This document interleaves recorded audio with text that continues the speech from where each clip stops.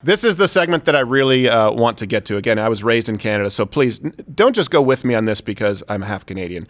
I want you listening, watching, to understand really the severity of the consequences here.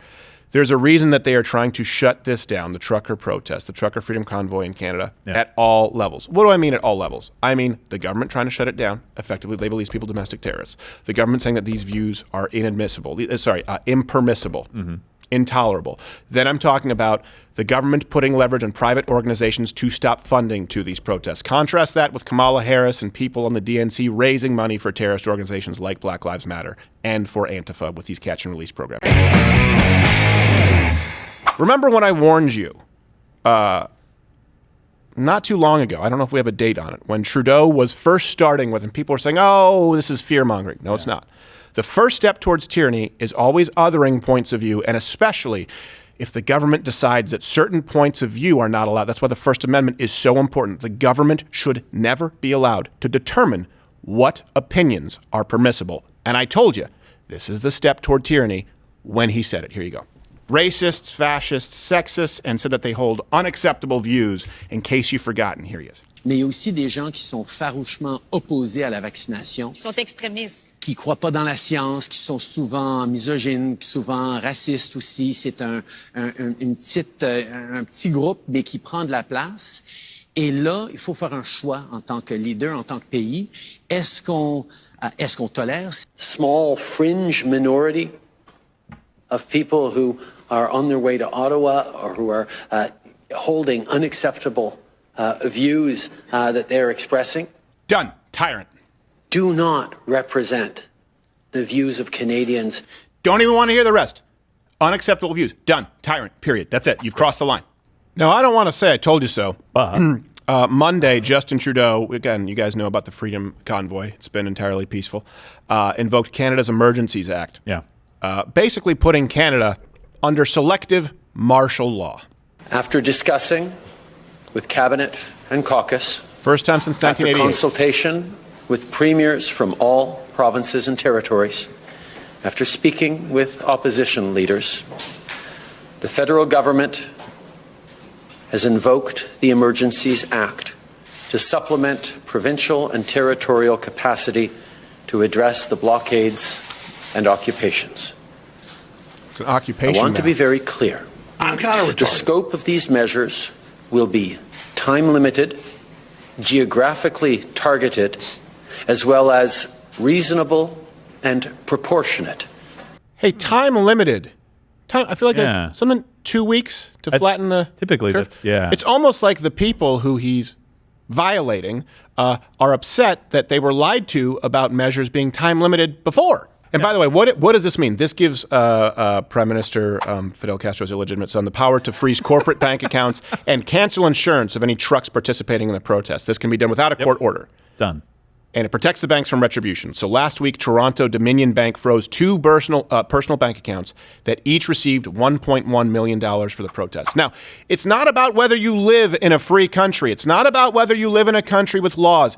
It's are the laws applied equally. Yeah. When they raise money for Black Lives Matter protesters, when they protect organizations like Antifa, when this prime minister kneels with Black Lives Matter activists, and then freezes money in personal accounts through emergency powers, which he says will be time limited, you no longer live in a free country. So the deputy prime minister broadened the scope of money laundering and anti-terrorism laws to target, and this was a workaround because GoFundMe booted $10 million, right, that was raised for the trucker convoy. So they've used this now to target an alternative platform. Give, send, go. Here you go. First, we are broadening the scope of Canada's anti-money laundering and terrorist financing rules so that they cover crowdfunding platforms and the payment service providers they use. These changes cover all forms of transactions, including digital assets, such as cryptocurrencies. As of today, all crowdfunding platforms and the payment service providers they use must register with FINTRAC, and they must report large and suspicious transactions to FinTrack. So give, send, go. And we had obviously one of the truckers on here because $10 million was raised on GoFundMe. GoFundMe decided they were going to freeze it and give it to charities, which of course is theft. And then when they had enough backlash, they said, we'll give people a refund. Give, send, go raised millions of dollars. This was a more independent, right, organization. And it was hacked. Oh. And it was replaced with this message condemning the Freedom Convoy. Attention, give, send, go, grifters and hatriots. The Canadian government has informed you that the money you assholes raised to fund an insurrection is frozen. They also said you helped fund the January 6th insurrection in the United States. Oh, really? Huh? What? What, do they have a DeLorean? And normally we look at dictatorships that kind of set the tone for the despots around the world. Like, oh, he did it. Gaddafi did it, so I can do it to my citizens. No. People are looking to the United States and saying, January 6th, that was an insurrection, though no one has been charged with insurrection to my knowledge as of this date. That's the same thing that's happening in Canada here. So they're looking to us and going, that's insurrection. You mean guys parked in your capital and shutting down traffic? That's an insurrection. Do we need to change that definition as well? Yeah. What was Chaz where they took over 8? So it was a Summer of Love, man. It was Summer of Love. Music festival. Yeah, Summer of Love. How many people were shot? Well, we lost count. It's unbelievable. Have you been to the But the word Airbnb? Hatriots is out there now, so that's cool. So according to Rebel News, the personal data leaked during the hack of Give, Send, Go was used by the CBC to contact harassed donors who gave to the truckers. Again, people don't understand this. You don't need to go to Venezuela to see government-funded broadcasting. Well, you really just need to go to PBS here, but they're not as powerful. In Canada, CBC, the Canadian Broadcasting Corporation, decided they were going to harass donors and individuals. That's the government. Again, when the government funds the media, and the media does their bidding, you no longer have a free press. We love Keith. So he mentioned that the order also provides an opportunity to compel. This is the word that he used, opportunity to compel, which if your testicles have not retracted back into your body cavity out of fear yet, then I will show you a clip. This means, of course, they get to force companies to comply. There will be an ability to compel Prick. for just compensation tow truck owners and operators to actually do the jobs for which they have contracts with various orders of government to What keep happened to collective highways bargaining? and roads clear. This is an example of a specific tool that is now available to local police of jurisdiction in places all across the country if needed. It will be to them to determine whether or not that is needed. Let me give you the definition. The definition from the dictionary of compel, because it sounds like, oh, just compel. Mm-hmm. Okay. Means to force or drive, especially to a course of action. What he is saying is this will allow the government to force people to what? Do what we demand. How's that freedom? And if I read this correctly the other day, you have Gretchen Whitmer worried because even with these borders now shut down, it is affecting Michigan and Michigan jobs. And it's like, you're the reason this happened. Right. What did you think jumping on this and causing all this problem was? Right. What did you think it was going to do? Yeah. It wasn't going to come back to bite you in the ass? Right. Where do you think Trudeau got the balls for this? He has shown us he has no balls in the past. Right. He got it from our actions. Right. 100%. Yep. The quote from Fortune was, the protests in Canada have been mostly peaceful, but not entirely on Okay, so hold on a second. Mostly peaceful, but not entirely. So that's Okay. important. You go, oh, okay. So what act of violence occurred? Right. Yeah. Fair. On Monday, the Royal Canadian Mounted Police arrested 12 people who were part of the Alberta protest and seized a cache of ammunition and weapons, including a machete. The RCMP said they believed the group had a, quote, willingness to use force against the police if any attempts were made to disrupt the blockade. Okay. So They arrested Danny Trejo? Whoa. Think about that for a second. So like there was no act of violence, but they had a knife. I saw it in their eyes. Did they use it? Yes. So now violence is having a tool to protect yourself. See that problem? When people used to say, well, no, mass shootings. Okay, so it's about mass shootings. You want these laws. Okay, well, then you go along with it. Okay, well, then I guess we'll give up some of our Second Amendment rights. Well, no, it's not about mass shootings. Now it's about stand your ground. It's about castle doctrine. You shouldn't be allowed to defend yourself. And like, oh, okay, I guess. And now it's about it's a crime to own a gun. Now it's a crime to own a machete. We're going to consider an act of violence if a cop finds you with a knife. The whole reason for the Constitution is to allow the people to present challenges to the government. Yeah. Because guess what? This country became the United States by people with muskets, maybe some Girondoni air rifles, maybe some puckle guns, some pitchforks, presenting challenges to royalty. Yeah. So they said, we got to make sure that the citizens can always present challenges. And people said, well, then can you make sure that we still own guns? Like, of course you can still own guns. And a ship's like, hey, can I have cannons? Like, Well, yeah. hell yeah, you can have cannons. Can you fit them? Well, you know why they allowed you to do that? Because if you don't, it just builds up and ends up being revolution. And that's what the world had been prior. Right. Nobody could bring anything to government and say, hey, fix this. This is a problem.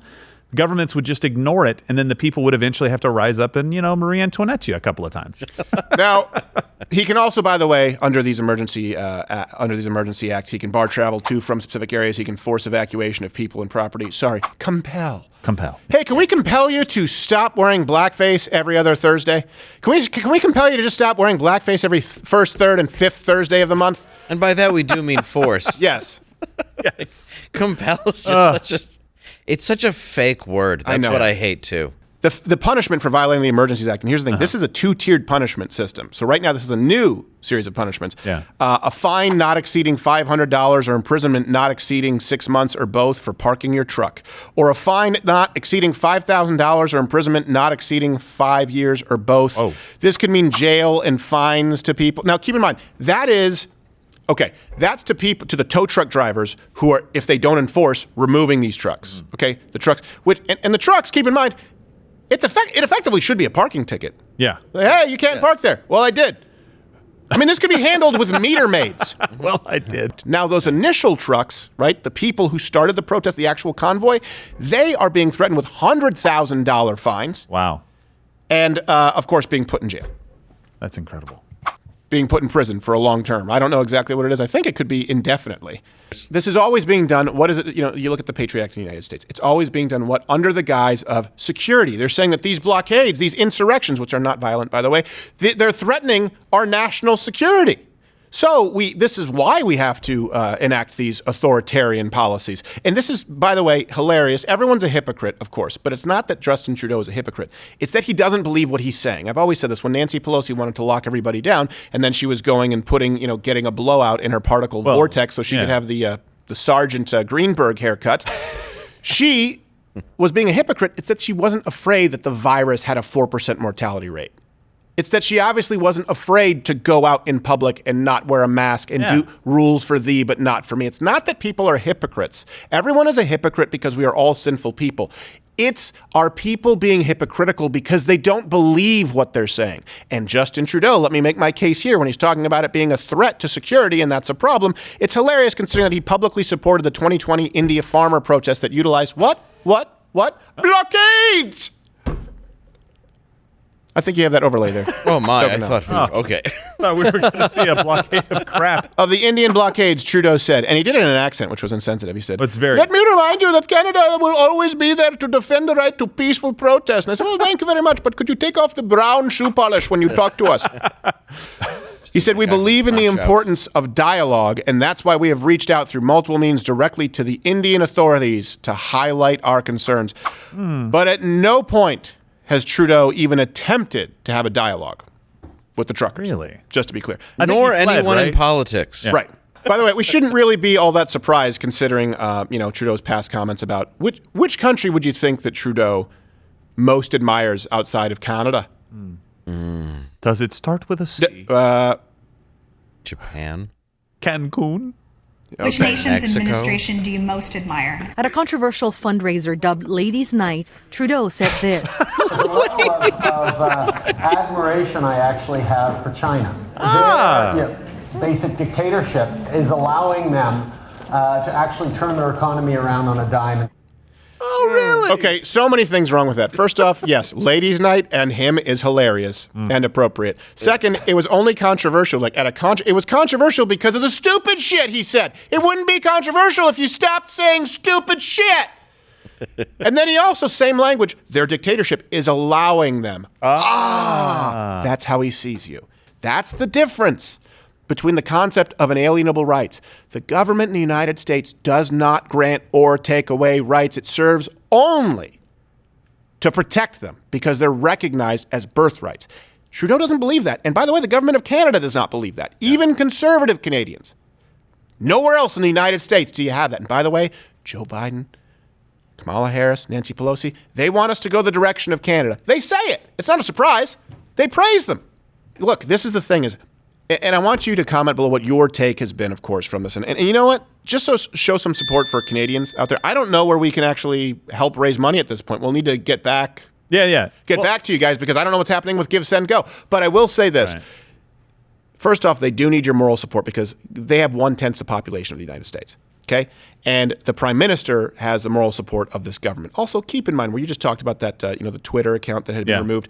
If Justin Trudeau, I don't think it's a conspiracy. If you see the Canadian Prime Minister, Justin Trudeau, is able to compel companies like GoFundMe. We know that they spoke. We know that GoFundMe said at the behest effectively of the government. Yeah. And this is what affected them shutting down the donations that were being raised privately for peaceful protests. I don't think it's too much of a stretch to say they're making a call to Twitter, who works with governmental authorities, to say, remove that because it doesn't look good. I think we're beyond the realm of conspiracy here. I'm not saying that I can prove that's exactly why that Twitter account was removed, but there are so many examples with irrefutable proof of the government squeezing YouTube, squeezing Facebook, squeezing GoFundMe, squeezing Patreon, right? This is squeezing the App Store, squeezing Amazon, that I actually think it would be silly to assume it's something different if we now find ourselves in a situation where any social media account channel critical of government is removed.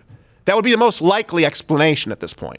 Yeah. Can we agree on that? Yeah, absolutely. Well, and look, they can't enforce their rules in the United States. So if you live, I hope I'm not stepping on any laws here from other countries, but like if you live in Michigan or something like that, and some of those truckers are coming over, and you have local access to be able just letting them know that you support them, right? Yeah. If they're around there, like in your area, go do that. That's at the very least, that's going to be like solidarity. I would love to see a Freedom Trucker Convoy here in the United States. Yeah, absolutely. I would love to see that here in the United States, especially if it's as peaceful as it was in Canada. I know.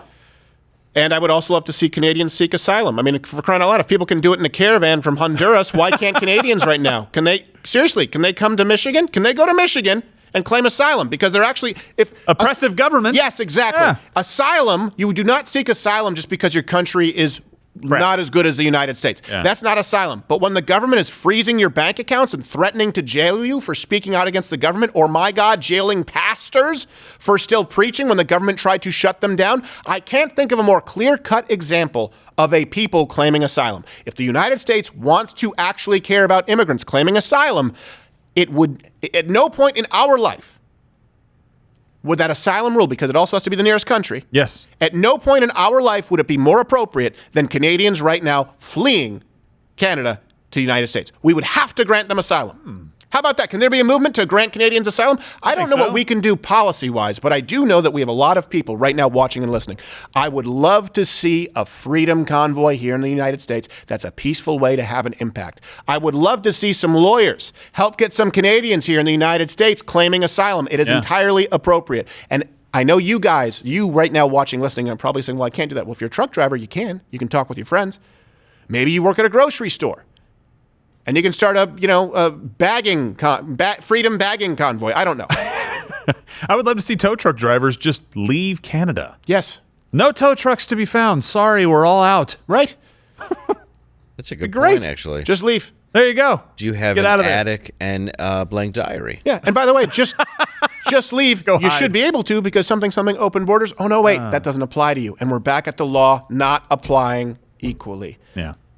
And based on a point of view. So that's what I would love to see, and I would love to hear what your solutions are. But people right now, if you're watching, if you're listening, Canada needs your support, not only because these people are actually putting their bodies and their livelihoods on the line. Mm-hmm.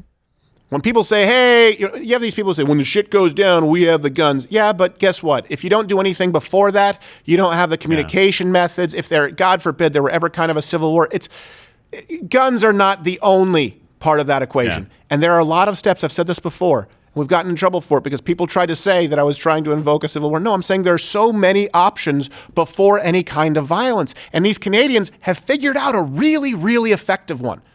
Yeah. And there are a lot of ways that you can make your voices heard peacefully, but more effectively than burning down your own cities like Black Lives Matter did. That's not what we do. Right now, the country is scared in Canada. And by the way, the government of the United States is terrified that it comes here. For what? Why are they scared? Let's distill this. Let's be reductive.